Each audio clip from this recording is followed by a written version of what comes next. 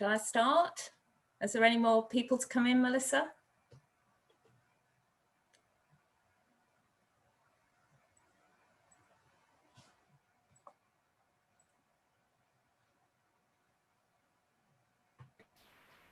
Yeah, if you want to start, Jan, I'll just keep admitting as you go. Okay, letting people in. Okay.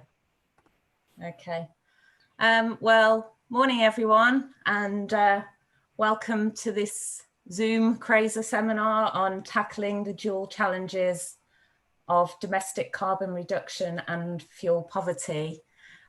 We've got three great speakers today offering different perspectives on the subject.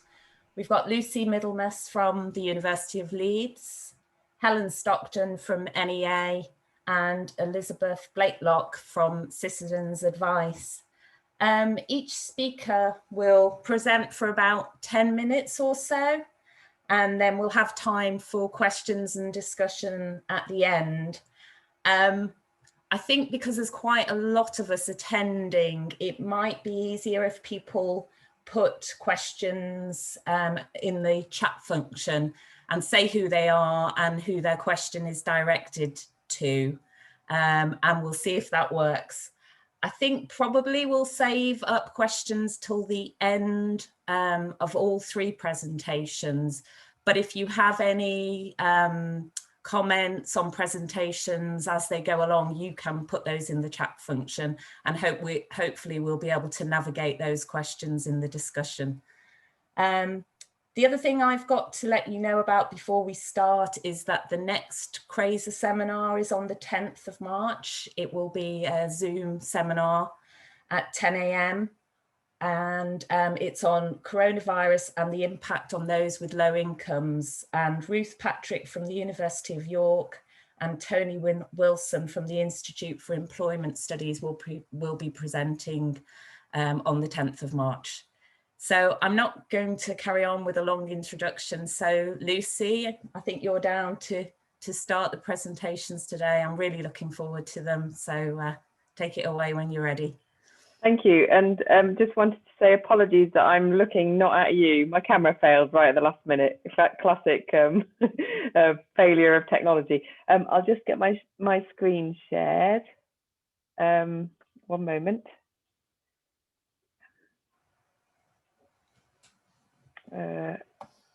Hold on a tick. Oh dear. Won't be a minute.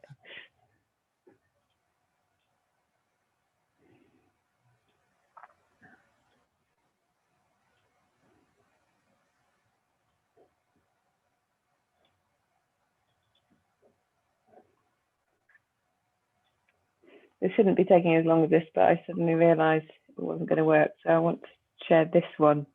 I'm hoping you can see my slides and not my children, right? You see a slide, yes. Excellent. A systematic approach to fuel poverty. Yeah. Good. So today I'll be talking to this title, and I just wanted to say that to give you an idea of what's coming, that I will first explain what I mean by a systemic approach, a socially systemic approach, then point out how carbon reduction policy impacts on fuel poverty, and then profile some work I've been involved with in the Netherlands to bring together these agendas, which I have written about to some extent, although there's more writing in progress over that as well. So what do I mean by a socially systemic model or understanding of fuel poverty?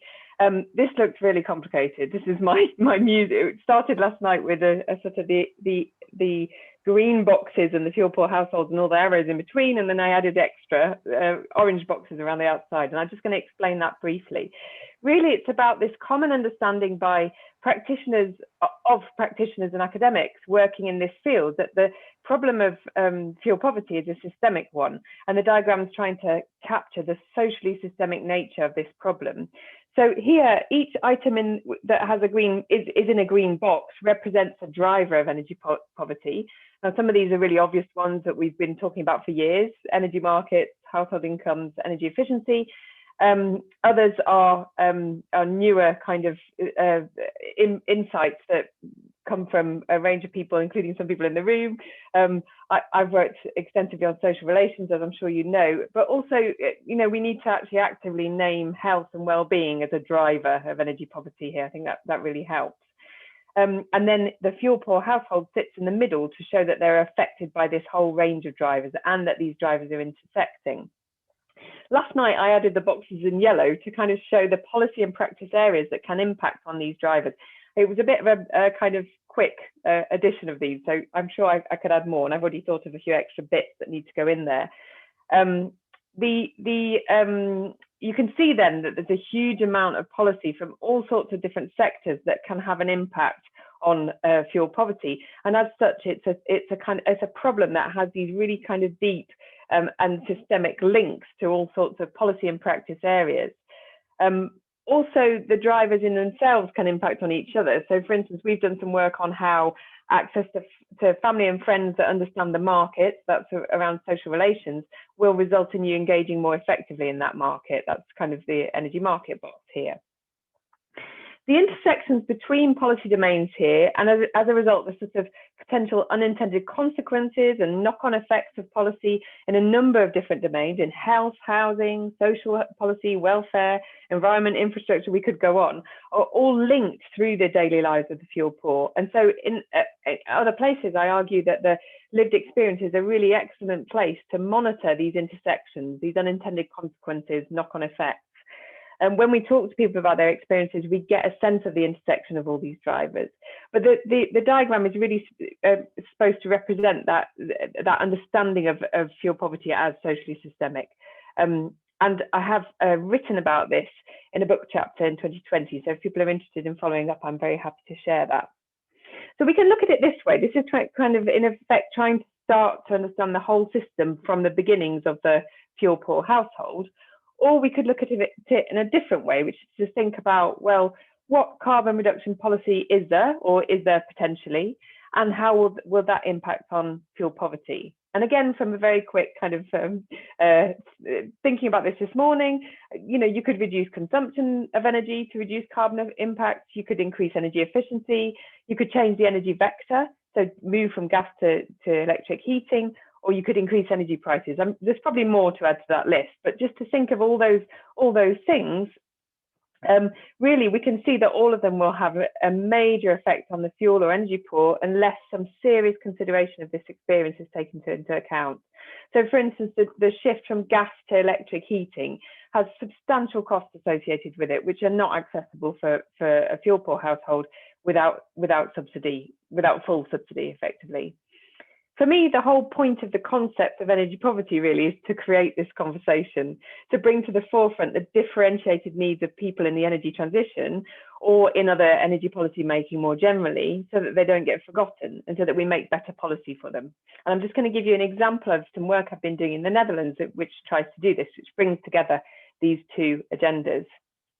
So as a little bit of background, the Netherlands was one of the countries in which the story of we don't have energy poverty here, we just have poverty, and we're dealing with that already through the welfare system existed. That's kind of the story that they told in the Netherlands.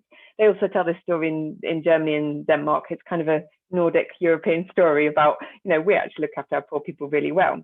Of course, there is energy poverty in the Netherlands. And I suppose alongside that, there is this strong interest and focus on the energy transition. So there's a really huge enthusiasm for green policy, less interest in energy poverty. And two political movements came along to change this. So first, there's a sort of local and regional movement, which is that local and regional stakeholders have been pioneering energy poverty action as an opportunity to address multiple issues, effectively seeing this problem systemically, like I do and like many other people working in this area do. Because governance is fairly strongly devolved, these stakeholders are responsible for all of those agendas, and they can see then the links, really clear links between energy poverty and climate agendas. And then, of course, the EU is also pushing towards full integration of whole populations in the energy transition. So effectively, the rise of the energy poverty agenda in the EU is making it necessary for the Netherlands to think about this. So our work here was to stage an intervention.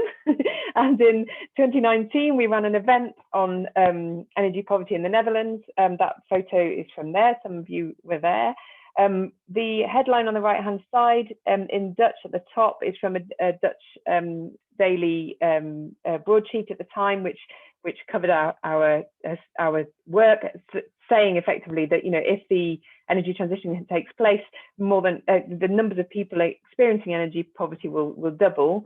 And then since then, in 2020, we released a white paper on this. The Dutch government, in response to the white paper, have realised this, and our kind of lobbying effectively on this topic, have realised this is something they need to pay attention to. And so they've commissioned TNO, the institution where the lead author belongs for this white paper, to draft a new policy for them, which is fantastic. So in fact, it's like direct impact here in terms of the policy effect. So what do we recommend in the white paper? I think this is interesting beyond the Netherlands because it's really deeply built on this systemic understanding that I've explained. It was an opportunity really for us to translate our academic understanding into concrete recommendations. So firstly, the first recommendation is a multi-indicator framework, which is intended to capture the interplay between policy areas. So a systemic understanding here is really critical in this to understand how the Netherlands can create carbon reduction policy that also improves a lot of fuel poor. Part of that is testing policy in the lived experience, monitoring policy in the lived experience. And I would say that testing policy in the lived experience is something that's happened already in Scotland, but monitoring I haven't seen happening anywhere, but for me it's a really interesting opportunity for identifying unintended consequences of policy, as well as the impact of policy on fuel poor households. And then secondly, the second recommendation is to directly address energy poverty in national policy, because that doesn't currently happen in the Netherlands. The local and regional initiatives need a national framework in order to be able to find funding to justify their action. But also, given that carbon reduction targets are set at national level, it makes sense for that conversation to be happening at national level around energy poverty as well, so to have energy poverty reduction targets. And thirdly, this is a really challenging and a sort of classic recommendation that everybody always makes. Let's avoid policy silos. But so let's integrate energy poverty policy into social, energy, environment and built environment policies. But I would say that this is already happening actually in the Netherlands at local and regional level, where the governance is devolved to local and regional levels. And so I think there's some really strong and positive possibilities for the national government to learn from that local, regional, systemic approach. That's pretty much I've got time for today, but I'm really happy to share more if people want to talk about it either today or in person. And then just to say that we're also developing an academic paper from the experience of writing the white paper and around the topics of the white paper. Thank you. Okay. Thanks very much, Lucy. I can't see any questions in the chat, so shall we move on to Helen Stockton now from NEA? Yeah, excuse me, I have to stop sharing, don't I? Oh, yeah, look.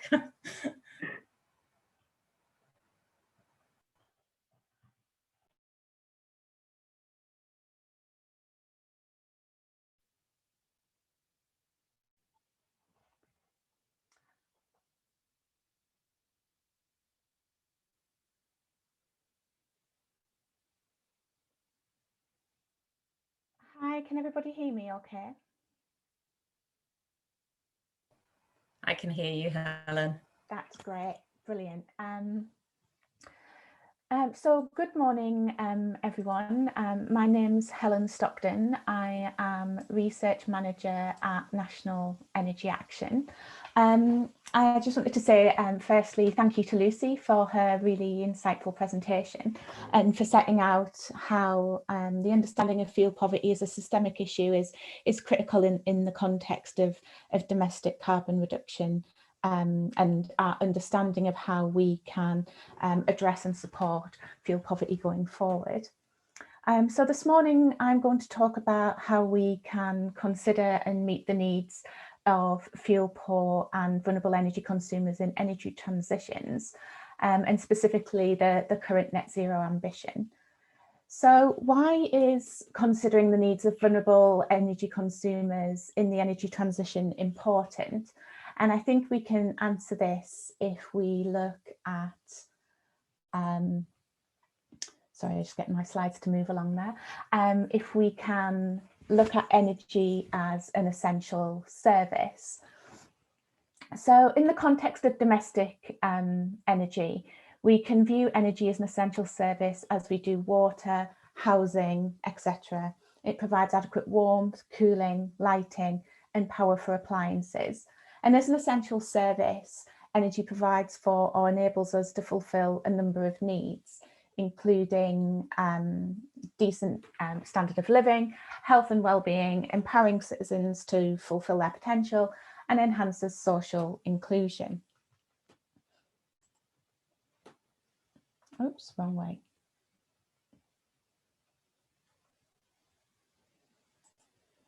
So fuel poverty, you'll probably all be more than familiar with this, but fuel poverty is recognised as a social policy issue. It crosses sectors and disciplines, including housing, energy and health, but arguably also economics, engineering, and more recently, low carbon transition and considerations around social justice and fairness in the energy system. And it's traditionally understood as being produced by a combination of three primary factors: poor energy efficiency, low household income, and high energy costs.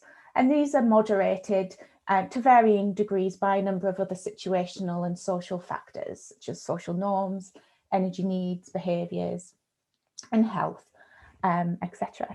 And by tackling fuel poverty, it's not only possible to improve people's lives, but it can improve local areas and enhance streetscapes, put money back into the local economy, and make a sizable contribution to efforts around carbon emissions or reducing carbon emissions from the housing stock. Because fuel poverty is produced by social as well as technical factors, and to some extent structural factors too, it can be useful, I think, to think about it in socio-technical terms. So combining technical factors such as buildings, heating systems, insulation and technologies, social factors such as income, norms, energy practice, behaviours, characteristics of households, but also structural factors such as the energy system, the energy market and wider societal structures. As well as fuel poverty, I think this framing is quite useful when we think about the net zero transition and the features of what a socially just energy transition should or could look like, considering both the social, the social, the technical and the structural.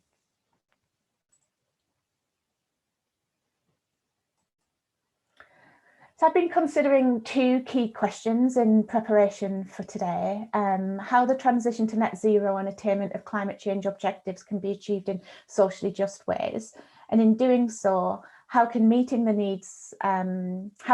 the needs of those who are on low incomes and living in cold homes, both right now and also throughout the transition. And I really wanted to place quite a lot of emphasis on the word throughout, that this is a journey and that support and meeting the needs of vulnerable energy consumers shouldn't just be a one-time thing, that this would need to happen throughout the transition. So in considering these questions, I have three main issues that I think are fairly key to the debate. And the first of those is putting people at the centre of energy transitions. The energy transition is a challenge that will have a direct impact on fuel poor households in both social ways, so energy affordability, affordable warmth, access to the market, but also in technical ways, so access to and the use of new and innovative technologies, for example, that will represent a material change for all households, and so not just vulnerable or fuel poor households, but all households. And it will involve or require redesign and evolution of whole energy systems and the development and adoption of new technologies, shifting from centralised to more decentralised designs, more of a focus on people in the way that they heat their homes, their energy needs, how people use and consume energy and what the motivations, social norms and habitual practices are that shape all of these things. And an evolving understanding of the relationship between people, energy and technology at multiple levels of society. So, you know, supranational level, national level, regional, and then very local level too.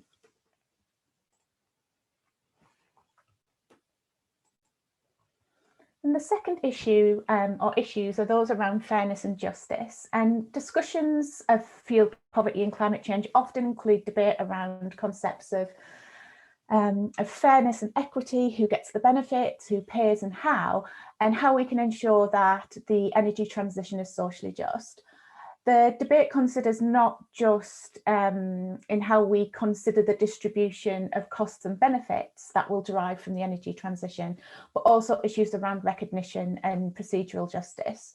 And some of the concepts, I think, when we talk about energy and social justice or energy justice, I think can be a little bit difficult, particularly when we try to take them from a conceptual framework and apply them in very real terms to policy and practice. So what do they mean in practice, and how can we use them to help support our plans and what we do? But nevertheless, I think less well-known concepts from the energy and social justice discourses, such as procedural justice and recognition justice, as opposed to distributional justice, which I think is much better understood generally. But issues such as procedural and recognition justice, I think, will be central alongside distributional justice to helping us get the transition right and making sure that no household is left behind. And then the third issue was around how we can support households through the transition, taking people, including some of the most vulnerable, with us on the transition journey will be vital, not just that their views, concerns and vulnerabilities can be accounted for, but so that they have an equal and fair opportunity to participate and benefit. And critically, I think, so that their vulnerabilities are not made worse, or any vulnerabilities are not made worse. The energy transition to net zero will bring challenges and I think corresponding opportunities around cost, structures of the energy market, the mass rollout of technology and engagement, or consumer engagement, but also kind of sector and industrial engagement, and risks for low income households and feel poor households around access to benefits, services and affordability. That said, I think there are steps that can be taken to ensure that protections are in place early on. So prioritising energy efficiency for feel poor households, extension of policies like the warm home discount that will help rebalance some of the inequity that we already see in energy bill in the energy market through energy bill levies, and ensuring that there is upfront cost support to allow vulnerable and often excluded households to take up and benefit from new technologies. And an example of that today would be something like the New Green Homes Grant. And then consulting and involving citizens in the design early on and throughout. I think, however, there are also lessons that can be learned from the past. Energy transitions are not necessarily new from, for example, from our reliance on what we might now consider to be renewable technologies or renewable sources such as wind, wood and water in pre-industrial times to coal and fossil fuel reliance, the transition from town gas to natural gas, and then some of the smaller transitions that we see today. So moving communities from solid fuels for heating to natural gas, and then also moving away now from fossil fuels to low carbon technologies. And I wonder, as we think about energy transitions and what it means for questions around energy justice, distribution of costs and benefits, public consultation and engagement, and also the role of support to fulfill distributional procedural and recognition justice, whether there is anything we can learn from some of the past and recent transitions and the social histories of those. And I just wanted to list here some of the features of a well-managed transition put forward by Gambia et al. In 2018, which was based on looking at previous transitions. And while they look at transitions from an industrial and employment perspective, I think there is some of what they say that can be brought across into the low carbon transition and considered. So things such as an early implementation of policies and strategies to manage transitions, close collaboration and social dialogue between multiple actors, so central government, local government, industry, communities and citizens. Targeted social protection to mitigate social and economic losses, and also government and business investment in infrastructure and education, looking more broadly at things such as skills and retraining, thinking about what transitions will not only mean for citizens and households, but what it will mean for their wider community, and the changes that it will bring about, not only at regional and national economic levels, but very much local social impacts too. So that brings me to the end of my presentation, and just some of the considerations and questions that I think are important in the debate, and I will finish there. Thank you. Okay, thank you very much, Helen. And now we've got Elizabeth Blakelock from Citizens Advice, who's going to do the final presentation today, and then we can go through some of the questions that are already appearing in the chat. Okay, thanks, Elizabeth. Good morning, everyone. I'm going to follow the people who went before. Could I just check you can hear me? Yes. Yes, yeah, that's great, Elizabeth. So thank you very much for inviting me to speak today. I'll be very much building on the presentations that preceded, with a focus really on what we can learn from existing schemes to reduce carbon and support communities and people in fuel poverty as we go through this transformation, and to make sure, very much building on what Helen's just said, that it's a just transition. So I hope you're familiar with Citizens Advice one way or another, but since most people know us mostly as an advice charity, I wanted to highlight that we also are the statutory consumer advocate. We're the watchdog in energy, and I'm a principal policy manager in the energy team, and I focus on the existing failures of market structures to be able to recommend how new policies can avoid the pitfalls of our existing systems. One of those pitfalls I wanted to start with here is to highlight the enormous power that the energy suppliers and firms have in our current system, and the role that they play in every discussion that is currently underway in terms of carbon reduction in the transition to net zero for people's homes. So protections are set up in the energy retail market, but very much the relationship is between a firm and a customer, and that mediates the interactions and choices that people make in their homes. And that's very much going to be locked in to the business models that are under discussion as we move to a net zero world. So it's very appropriate to reflect on what we've learned about schemes like the Energy Company Obligation, ECO, and the operation of support schemes like the broader group for warm home discount. Now, as we transition to a net zero society and economy, there'll be impacts on every part of the customer journey where an individual is interacting with their energy firm. It'll mean new products, new propositions, ways of using less energy in the home, and transformation of the building itself of people's homes. Each one of these stages, building awareness of these products, choosing them and signing up for them, in installation where it's something physical in the home, then it being used, possibly the opportunity to change depending on how physical the installation is, or whether it's a product that can be switched, but also very importantly, the ability that if anything does go wrong, to raise that issue and have any problems resolved. Now, each one of those stages presents an opportunity for an interaction that can enormously benefit someone who's living in their home, but also contribute towards reducing carbon. But each also poses a risk in terms of ways in which people can be excluded from the transition and be excluded from lower energy costs and the benefits in terms of a warm and light home. So each one of these points in the customer journey are a possible failure in a just transition. when I talk about reflecting on history, in terms of moving to a new world which is more inclusive, I have in my mind this chart from the Competition and Markets Authority, which captures in one image the failure of the energy retail market to be inclusive. So this chart is showing that the people who are most likely and least likely to switch energy supplier and therefore be able to secure a lower unit price for their energy, independent of their ability to insulate their home.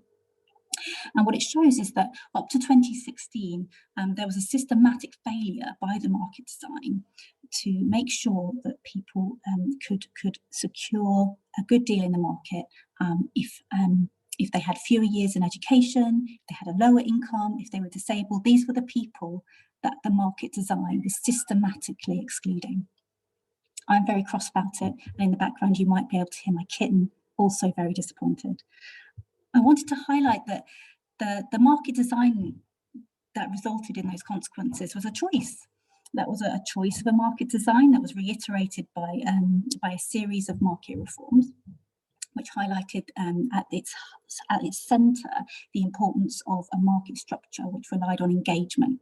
And that idea about engagement is still very much at the centre of the discussions around the products and propositions which are going to deliver people's ability to engage with carbon reduction in their homes. So at Citizens Advice, we focused on research to bring to life the risks in terms of this transition and to highlight the different areas and different groups who are most likely to face barriers. And this research highlighted that there were three particular groups that we were worried about. One is people in the private rented sector, one is people who are digitally excluded, and finally people who did not have savings. This is not a small group or small numbers of people who are at risk of being excluded, and also not new groups that we're not familiar with in decades of fuel poverty research. So in particular, people in the private rented sector, where we have a long, rich history of research highlighting the challenges in engaging with the schemes that are already live in terms of having to negotiate via a landlord. Not only in terms of the logistical challenges of reaching a scheme that is run by suppliers trying to reach a customer rather than a landlord, but also the really challenging power dynamics that can operate between a tenant and their landlord, and how that has really important implications for people's ability to access energy efficiency installations. We also know that there's an enormous variety in the ways and types of housing arrangements in terms of regulation, particularly people who live in houses of multiple occupancy, with a very specific choice being made in terms of regulation, that they would not have the same level of regulation as other homes, and that has a very practical logistical impact on things like the energy efficiency decisions and their SAP ratings.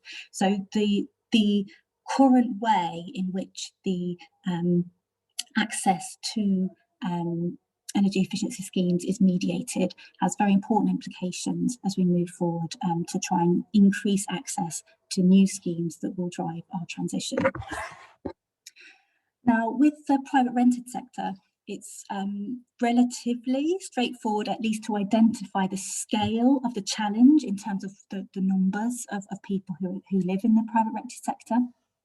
So identification is, compared to some other circumstances that would be challenging, it's relatively straightforward to identify, and we can advocate for specific support in those circumstances on the basis of a very rich evidence base from Citizens Advice, but also other charities, and of course many of the people here today in terms of academic research.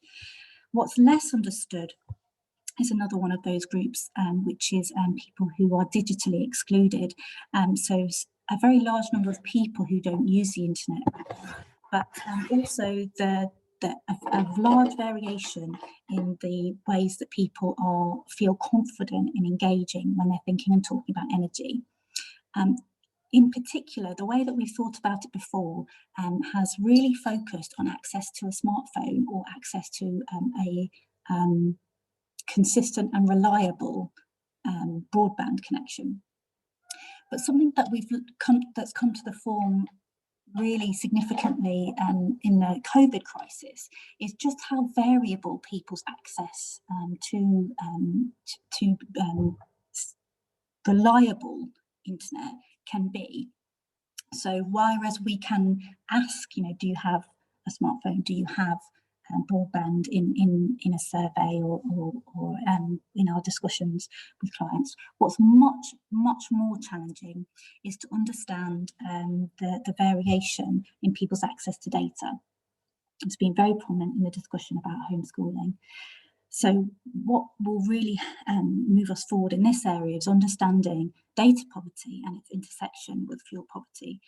People who will say in a survey, yes, I have a smartphone, and would prefer absolutely to use their smartphone to think about the different options that are available to them in terms of energy if given the chance to do so.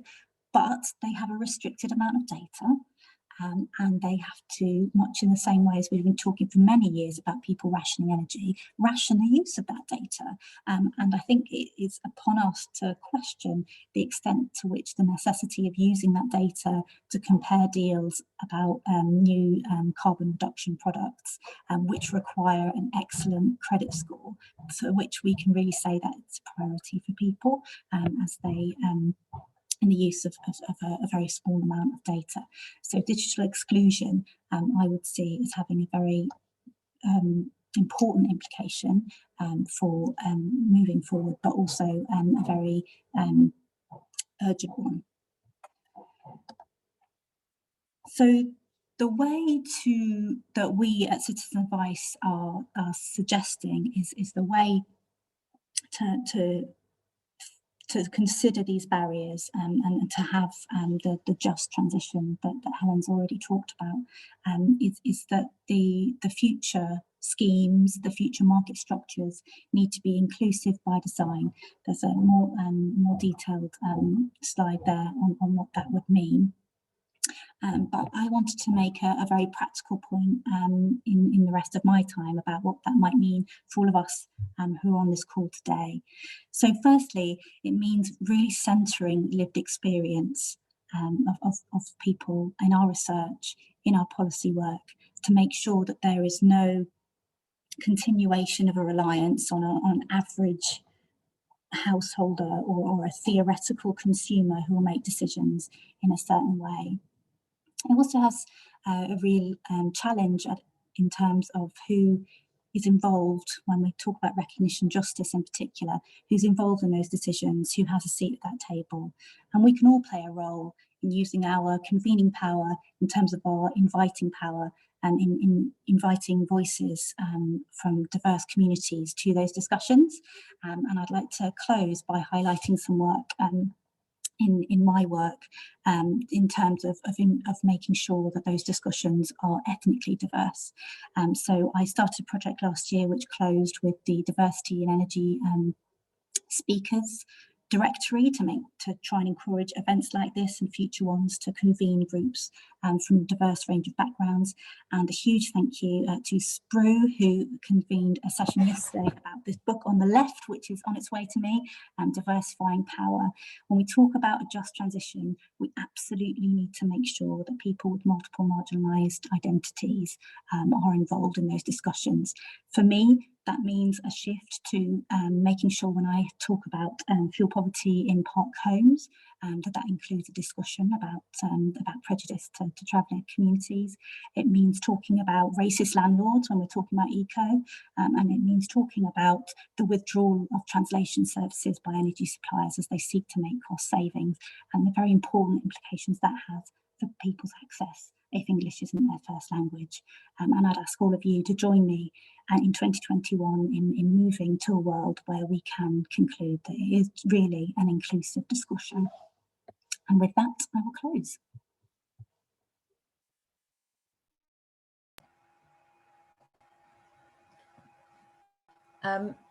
Thanks very much, Elizabeth.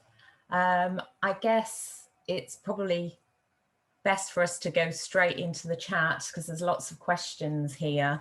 Some of them are directed to particular speakers, I think, but a lot of them are quite general.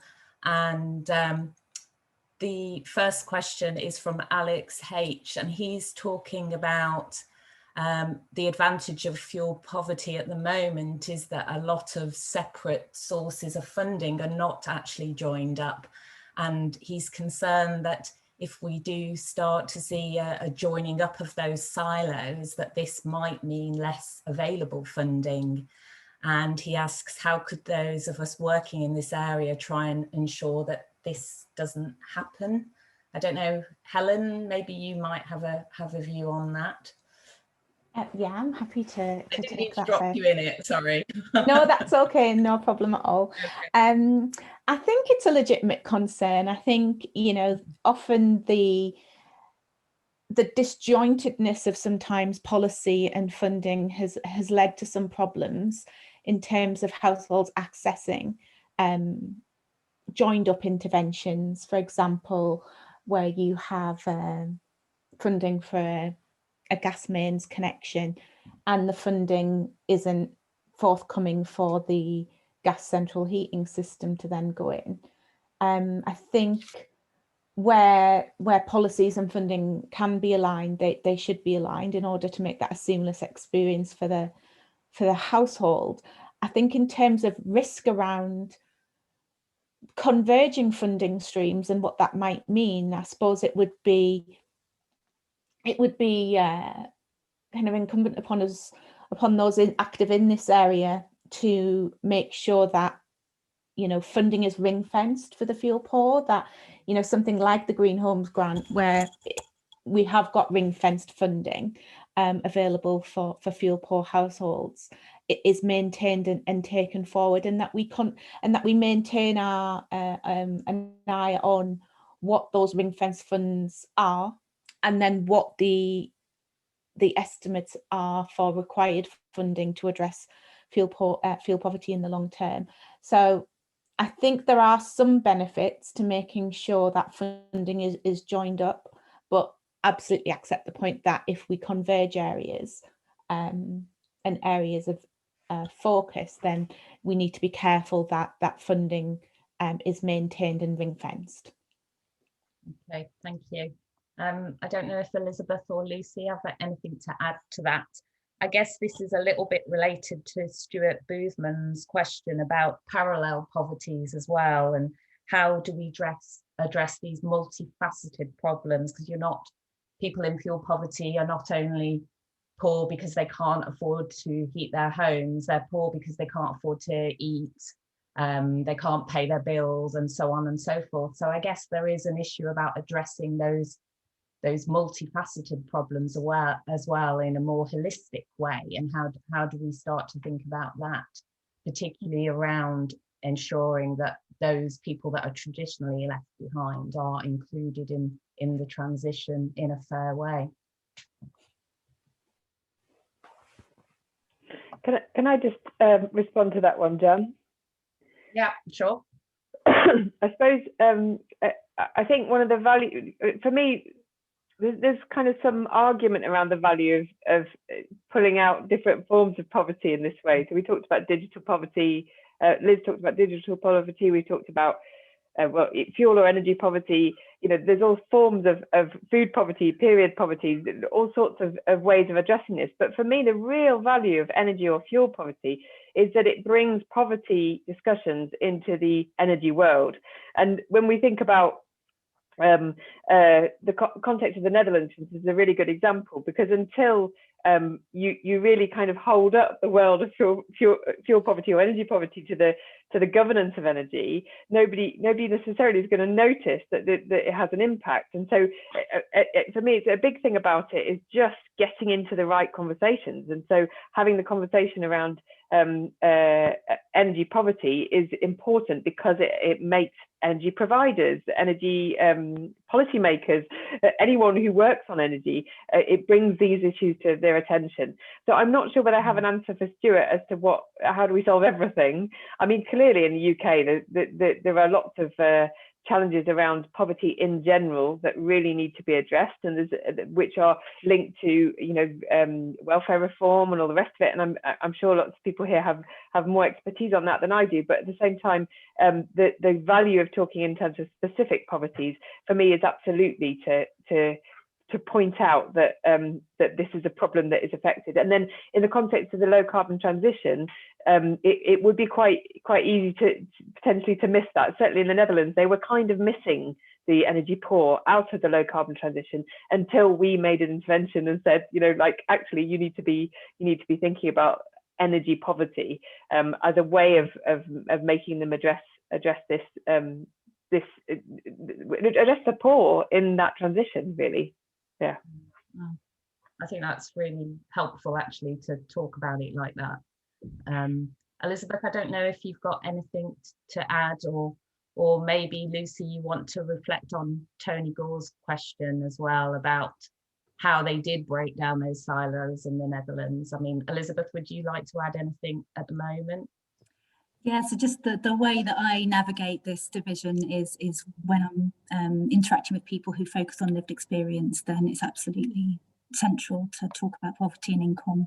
And when I'm talking to decision makers, it's incredibly important to be able to engage on their more technocratic discussion, and that means using the terminology of the divisions and the siloed approaches, and having data on both those things is absolutely vital to make sure that we recognise the need and be able to articulate it really clearly, but then ultimately actually make the change. And I'm afraid those two things have been very different in my career, but I would definitely encourage all of you to use the language that's appropriate, and certainly not taking fuel poverty or data poverty into a discussion when it's someone on the ground.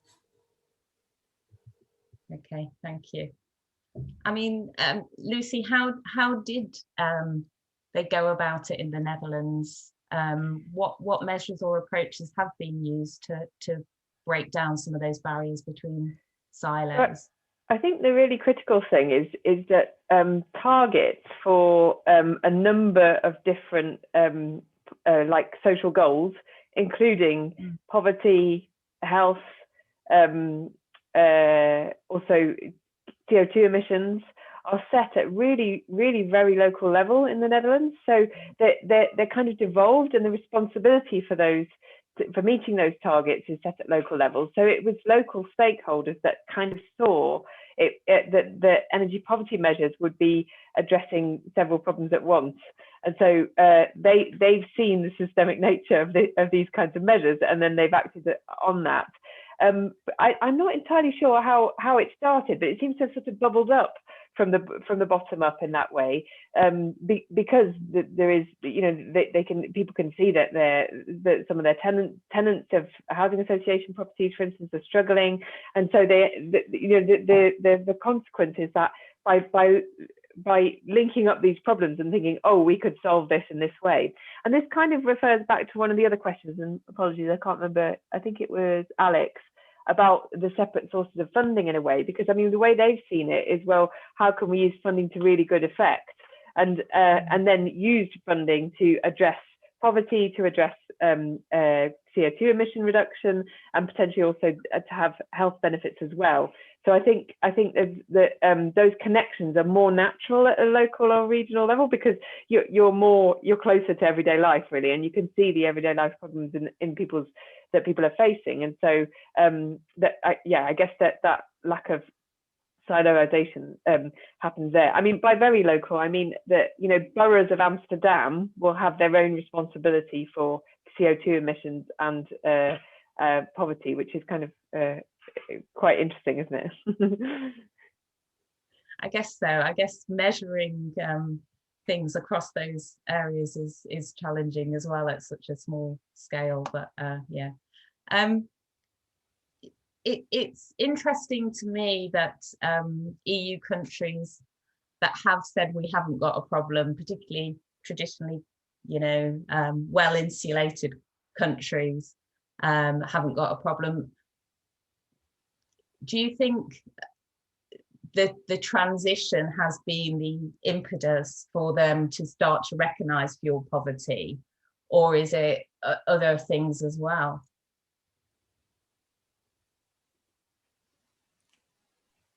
In the Netherlands, this description I've given of our activities in the last year or so, I feel like that's been a stimulus, and of course there's lots of other political lobbying going on in the Netherlands as well. We can't take all the credit, but I know that in other countries there's still that denial is definitely still there, and I think Mari's just referring to that in her point here, that that there is this sense of, one of the issues of kind of sectioning out forms of poverty is that people can say, no, we don't like that, it makes more sense to have it in one, and then as a result we're not going to deal with the energy poverty as a separate issue, which then means that all that potential help can disappear. And I mean, if you look at comparative statistics, which people like Harriet Thompson have done between EU nations, in some cases the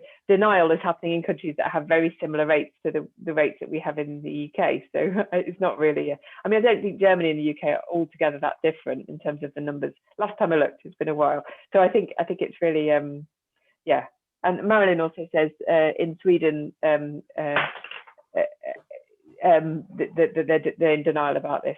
You can kind of get it, can't you? I mean, because some of those places have really good social security nets, and I mean, I would say in the Netherlands, the social security net is much better than in the UK, but at the same time, there are still holes in it, and there's still people falling through. And ultimately, I mean, even also energy efficiency, you can have an excellent energy efficiency rating on a household. Doesn't mean people aren't going to be cold in it, because if you can't heat it at all, there's still, in a very cold country, there's still going to be a challenge there.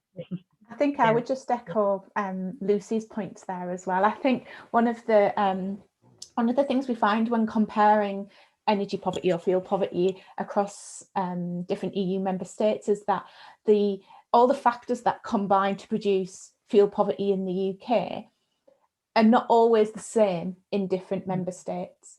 Or they might be the same, but to greater or varying degrees. So, for example, it might be that in somewhere like Sweden, where traditionally we think of Sweden as having, really good social welfare, really good housing standards, but in parts of northern Sweden, it might be an issue of energy security, so security of access to supply. But I think Lucie's right. You can put a household in the most energy efficient home, but if they're not heating it and it's winter and it's -10 outside, then it's still going to be very, very cold. But I think it's really important to acknowledge the variations in member states that of those factors that combine to produce fuel poverty, and how in Sweden that will be different to what it is in Portugal, will be different to what it is in Bulgaria, will be different to what it is in Germany, for example. But then also the policies that are set up there, and the recognition that they give to energy poverty or fuel poverty varies because of that. Yeah, I think that's a really good point, Helen. Actually, I think that's great.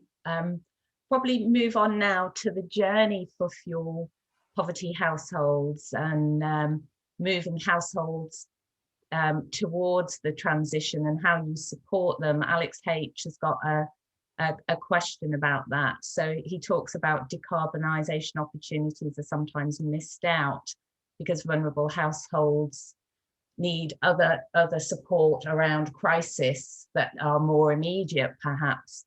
And taking vulnerable households through a supported journey may cost more in terms of all the resources. I wondered, he's got a longer point there, but I wondered, Elizabeth, if you had any reflections on that point.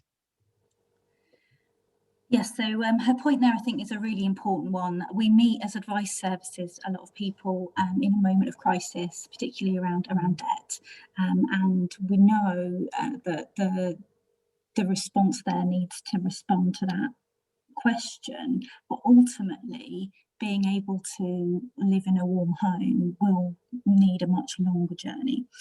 So we have said that this transition needs three three features at its heart. One is information, but we also need support and protection. So information alone is insufficient. Of course, we want accurate information out there, but people need support. That might be financial support, it will be for fuel poor households, but also support in evaluating and comparing in a way that we've never, or any of us, never have had to do. I have a lot of regrets about the heat pump that I chose for to keep warm, that I would not have had if I had been a more savvy consumer in that engagement. And then the protection point, and really could not hammer this home enough, is that the frameworks that we are actively choosing and adopting now can have very firm protections for people in their homes to make sure that the installers are sufficiently qualified, that the actual goods that are arriving in your house that are going to be hammered to the wall, I'm guessing there's hammers, haven't had any insulation in this place yet, it is safe, and then that if there are concerns in the future, that there's an accountable body to be able to raise that concern with and get it fixed. I'm afraid that our experience over many years in the energy retail market is that all of those things are more challenging for consumers in vulnerable circumstances, and the schemes that would normally support or might support an average consumer are not accessible to people in fuel poverty. So those three features, information, protection and support, will be absolutely vital. Yeah, I would also sorry, Helen, go on. I was just going to say, I would absolutely echo the point that Elizabeth was making, especially about consumer protection and consumer right to redress. But I would also pick up the point, I think it was Alex that she was making around the role of advice and ongoing support throughout the journey. That is something that we found in research that we've been doing, which highlights the combination of capital measures interventions with advice at point of installation, so new heating system, heating controls, advice at that point, but then also potentially ongoing advice. So 2 weeks down the line, after the installers said, this is how it works, you know, who can remember what the installer said 2 weeks later, especially if it's a completely new system. So having the opportunity, or the right to be able to have advice after that, but then also wrapped around that is this ancillary support around general energy advice in the home, how to be energy efficient, how to use your new system in an efficient way, how it integrates with other uses of energy in the home. So there's those three things, I think: the intervention, the capital measures intervention, the advice about the technology that's been installed, but then also wider energy advice, and not forgetting advice around tariffs in the energy market as well. And what we found is where those three things are combined, the outcomes are much greater, you know, the improvements and benefits to households are much greater. Yeah, and I just wonder, reflecting on some of the work that Lucie and I have done around social relations, what part do they play in that journey? I mean, our research would suggest that they play a very important part, but I just wondered how you integrate that in the journey and make sure the support is there, because obviously, you know, sometimes advice can be misplaced or misguided, but I'm just thinking about making that journey incorporate some of the most important sources of information for the fuel poor. Obviously, advice agencies is one part of that, but family and friends and local contacts and local groups are important too. Yes, so I would agree with that. I think the importance of social networks, not in the kind of Facebook sense, but the much broader sense of social networks is really important. And we did some work on that quite a few years ago, which looked at the role of statutory versus non-statutory social networks. So your non-statutory being your informal social networks, families, friends, people in your community, peers, community leaders, those kinds of networks, versus statutory networks. So your energy supplier, your housing provider, local government, those kinds of things. And I think they all have a role to play, but that role will be quite different depending on who they are. I'd just like to respond briefly there to say that we end up in this discussion talking about trust. and I joined a lot of conversations about how it's so important, therefore, that energy suppliers are trusted. And my challenge always is, do we have the time? Do we really have the time to convince every household in Britain that the energy supplier that was ripping them off last week has had a Damascus moment and now they're going to be able to be trusted to change your home from bottom to roof? Or we could build on the research that we have, which suggests that trusts takes decades to build and a moment to destroy, and work with trusted brands, trusted voices to support people through this transition. And the role of third-party intermediary, trusted third-party intermediaries in that as well, I think is really important. Okay, I've seen that the clock is telling me on my computer that it's 11:02. And there are about 20 new messages in the chat. I'm sure that the chat could be made available to the speakers if you would like to respond to any of those points, so that you can carry on this discussion. But we're running out of time now. So I'd just like to say thank you very much to our speakers today. I think obviously it's a very pertinent issue, thinking about the vulnerable and the energy transition that we're all going to face over the coming years. And I'd like to thank you all for coming along today. So thanks very much. I don't know if we do a clap for speakers on Zoom or a wave or something like that. So thanks a lot. And it's nice to see some faces that I haven't seen for a while as well. Absolutely. Thank you, everybody. We really enjoyed that. Yeah, thank you everyone for participating as well. I'm sorry we didn't get through all your questions. There were a lot. I've dropped my email address in the chat if there was any follow-up that people wanted to make.